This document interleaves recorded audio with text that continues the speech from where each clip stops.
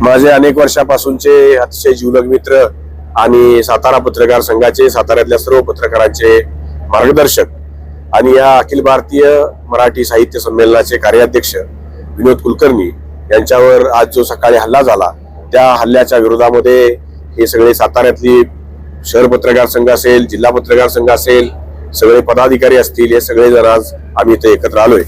मी सुरुवातीलाच या हल्ल्याचा तीव्र निषेध करतोय. वास्तविक साहित्य संमेलन हे वैचारिक मेजवानी असते. अशा वेळेस साहित्य संमेलनाचा आयोजन करणाऱ्या आमच्या पत्रकार मित्रावर अशा पद्धतीनं भ्याड हल्ला होणं हे खूप निषेधार्ह आहे. या घटनेचा मी तीव्र शब्दात निषेध करतो. अशा पद्धतीनं विचारांची लढाई खरं तर विचारांनी लढली पाहिजे आणि जर तुम्हाला एखादी भूमिका पटत नसेल तर त्या भूमिकेचा वैचारिक दृष्ट्या त्या भूमिकेचा प्रतिवाद करायला पाहिजे. मात्र अशा पद्धतीनं संमेलनाच्या व्यासपीठावर यायचं, संमेलनाच्या ठिकाणी येऊन अशा पद्धतीने हल्ला करणं हे अत्यंत चुकीचं आहे.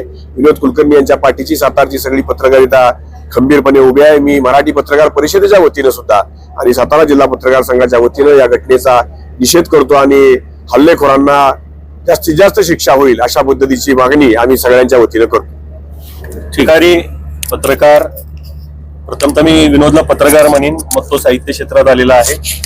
अशा पत्रकारावर, निर्भीड पत्रकारावर जो आज काही हल्ला झालेला आहे, ज्या पद्धतीने हल्ला झाला त्या पद्धतीचा जो हल्ला आहे, म्हणजे काळव फासणं, कोयता घेऊन येणं, जीव मारणं, म्हणजे आमच्या पत्रकारांवर तरी खरं तर असे हल्ले हे महाराष्ट्रात अनेक झालेले, अनेक लोकांचे जीव गेलेले आहेत आणि आजही विनोदचा जीव घ्यायचा होता असंच एकंदर परिस्थिती दिसतीये. कारण का ज्या पद्धतीने हल्ला केल्या हल्लेखोरांनी जनगणमन चालू केलं, म्हणजे रिॲक्शनच कोणाला देता आली नाही. खरं तर आमच्या सर्व पत्रकारांची भूमिका पहिल्यापासून हीच होती की आता आम्ही सहन करणार नाही, जो कोण आमच्यावरती हल्ला करेल त्याला जशास तसे उत्तर दिलं जाईल. परंतु संविधानाचा आधार घेऊन ज्या पद्धतीने हल्लेखोरांनी जे प्री प्लॅनिंग केलेलं आहे त्याचा आम्ही सर्वजण निषेध करतो. आता दुसरा भाग हा सगळ्यात महत्वाचा या सगळ्या घटनेमधून असा येतो की हल्लाखोर हा एकटा होता का, की हल्लाखोराच्या पाठीमागचं बॅकग्राऊंड काय, दुसरी गोष्ट हल्ला करायला कुणी लावला, हा जो हल्लेखोर असेल या हल्लेखोराशी कोण कोण संपर्कात होतं, त्याचे जे कॉल रेकॉर्डिंग असतील, अगदी व्हॉट्सअप कॉल असतील, याचा बारकाईने तपास पोलिसांनी करावा असं मी पोलिसांना प्रथमतः सांगतो. त्याच्यानंतर आमचे जे मित्र सहकारी विनोद कुलकर्णी आहेत यांना संपूर्णपणे सुरक्षा द्यायची जबाबदारी आता प्रशासनाची आहे. आणि का विनोद कुलकर्णीच्या ह्याच्या पुढे जर केसाला धक्का लागला तर आम्ही सर्व साताऱ्यातली पत्रकार मंडळी शांत बसणार नाही, हे मी खासवून सांगतोय. कारण का याच्या आधीही अनेक वेळा असेच प्रकार घडलेले आणि आम्ही सगळे असे हल्ले हे परतावून लावलेले आहेत. पुन्हा सांगतो, विनोद कुलकर्णींनी अतिशय उत्तम असे साहित्य संमेलन घडवलेले आहे.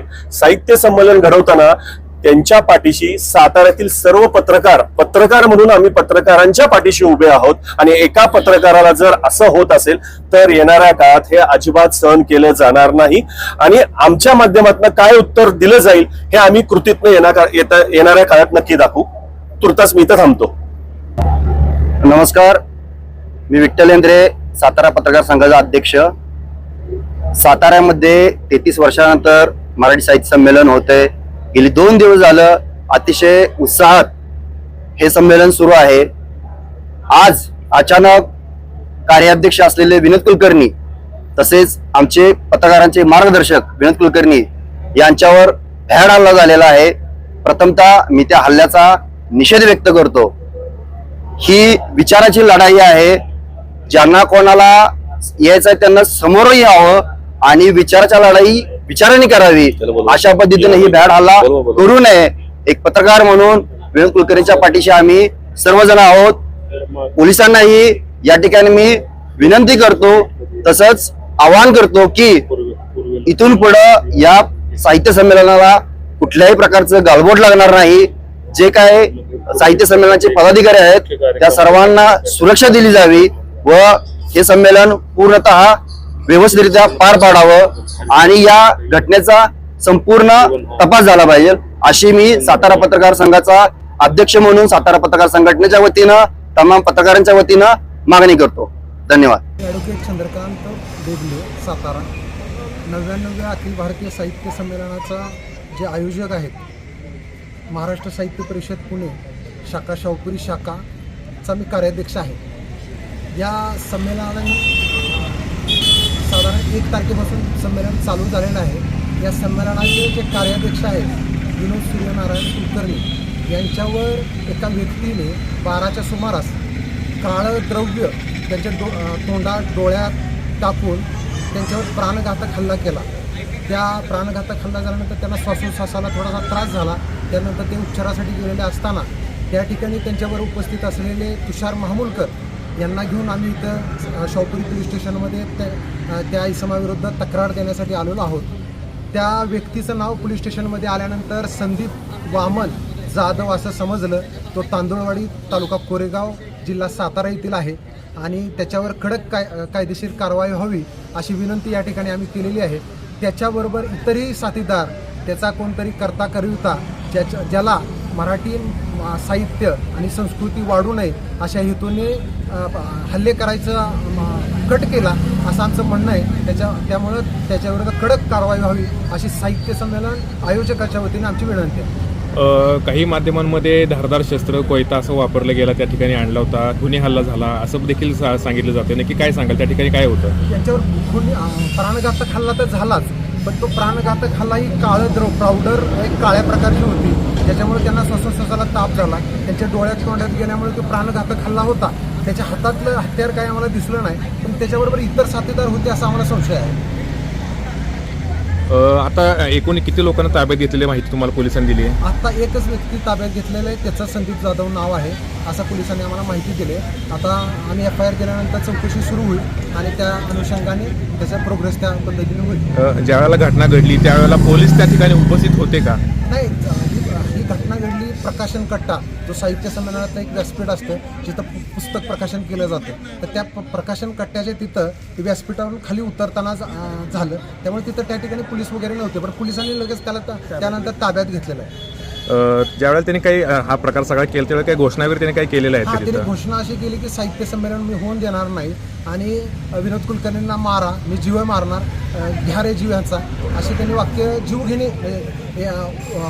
एखाद्याचा जीव घेण्याच्या उद्देशाने जी वाक्य उच्चारावं लागतात ती त्यांनी उच्चार. एवढं मोठं सगळं संमेलन आहे तर तिथं CCTVची यंत्रणा जी आहे त्या CCTV मध्ये सगळं दिसून येईल की बाबा कोण होतं किंवा काही त्याची काही पडताळणी आपण केली आहे? त्या व्यासपीठात जिथं व्यासपीठ आहेत आतमध्ये त्या व्यासपीठामध्ये CCTVची काही सोय नाही आहे. जी CCTV असतील ती स्टेडियमच्या बाहेर आहेत, जे मूळ क्रीडा संकुलाचेच आहेत. पण जिथं कार्यक्रम चालू होता त्या ठिकाणी CCTV काही नव्हतं. मग त्यांनी CCTV नाही आहेत ही रेकी अगोदर केली आणि त्या ठिकाणी जाऊन बुजून तो हल्ला केला का? मला असं कळतंय बऱ्याच ठिकाणी की तो विचारत येत होता प्रत्येकांना. आमच्या स्वागत कक्षात त्यांनी अमर बेंद्रेंना विचारलं की विनोद कुलकर्णी मला कुठे भेटतील असं त्यांनी अमर बेंद्रेंना विचारलं आणि तो त्यांचा शोधच घेत होता आणि त्यांनी पूर्ण त्याची काळजी घेतली की CCTV त्या ठिकाणी नाही आहे, पोलीस यंत्रणा पोलिसांचं पण तिथं सिक्युरिटीचा नाही आहे, ही काळजी घेऊन त्यांनी त्या ठिकाणी हल्ला केला. पण त्या ठिकाणी तुषार महामुलकर होते, इथंही 2-4 जण तिथं ज्यांनी बघितली ही घटना ती लोक त्या ठिकाणी होती. बरीचशी लोकांनी जे साहित्यिक आहे त्या लोकांनी पण हे पाहिलेले, त्या ठिकाणी उपस्थित असलेले प्रकाशन. कोयता सदृश काही वस्तू ज्या आहेत धारदार शस्त्र तुम्ही म्हणजे पाहिले का किंवा पोलिसांनी जप्त केलेलं का? नाही, काय झालं त्यावेळेस त्यांच्यावर हल्ला झाला त्यावेळी जाऊन महामुलकर तिथं होते, तर त्यांच्या डोळ्यात ते गेलं, त्यांनी मान वळवली. त्यांनी पहिला प्रयत्न त्यांना काय झालंय का बघायचा प्रयत्न केला. त्यामुळे त्याच्या हातात जे हत्यार होतं का नव्हतं म्हणजे त्या दृष्टीने त्याच्याबरोबर जे साथीदार होते किंवा जे आम्हाला संशय आहे की तरी लोक होते त्यांच्याकडे हत्यारं होती का नाही, तिथली गर्दी बघून किंवा तिथली आजूबाजूची लोक बघून ते पळून गेले असा आम्हाला संशय आहे. पण ते हत्यार प्रथमदर्शनी आम्ही म्हणजे कुलकर्णी साहेबांना ते काही दिसलं नाही, परंतु आम्हाला संशय आहे की हत्यार पण त्यांच्याकडे असू शकतं. विनोद कुलकर्णी यांना संरक्षणाची मागणी तुम्ही करणार आहात का आणि त्या ठिकाणी पोलीस संरक्षण आणखी वाढवायची मागणी तुम्ही करणार आहात? नाही, लगेचच आम्ही पोलिसांना भेटलो, इथल्या साहेबांना भेटलो, तर त्यांनी पोलीस संरक्षण देतो, अगदी संमेलनाध्यक्षांना आपण देतो आणि तुम्हालाही संरक्षण देतो असं त्यांनी आश्वासन दिलं. पत्रकार संरक्षण कायद्याच्या अनुषंगानं गुन्हा दाखल करणार आहेत का? हा पत्रकार संरक्षण कायदा कडक झाला पाहिजे या मताचा मी पण एक ॲडव्होकेट आहे, पण त्यांचा कायदेशीर सल्लागार असल्यामुळे माझा पण ते मत आहे की पत्रकार संरक्षण कायदा कडक प्रकारे झाला पाहिजे. कारण विनोद कुलकर्णी फक्त महाराष्ट्र साहित्य परिषदेचे कार्याध्यक्षच नाहीत, तर ते एक उत्तम पत्रकार पण आहेत. त्यांनी साताऱ्याचं नाव राजधानी साताऱ्याचं नाव हे फार उंचीवर साहित्याच्या क्षेत्रात नेलेलं आहे. त्या गोष्टीचं पण जलेसी असू शकते की आता पोलीस तपासात बऱ्याचशा गोष्टी ओपन होतील या दोन गोष्टी आम्हाला जास्त वाटतात की मराठी हा हल्ला आता आमचा मराठी भाषेवर हा हल्ला आहे, मराठी साहित्यावर हा हल्ला आहे, मराठी संस्कृतीवर हा हल्ला आहे असं आमचं मत आहे. त्यामुळे त्याच्यावर कडक कारवाई कायदेशीर व्हावी असं आमचं पोलिसांना विनंती आहे. ज्याने जो हल्ला केलेला आहे तो कोणत्या पक्षाचा, कोणाचा कार्यकर्ता आहे याची काय माहिती हे आहे? आम्हाला नाही अजून ही पक्षाची त्याच्या मागं कोण साथीदार आहेत ही आता तपासादरम्यान पोलीस यंत्रणेला ते समजेल, त्यानंतर तुम्हाला समजेल. आता आम्हाला ते काही समजलेलं नाही. धन्यवाद. थँक्यू.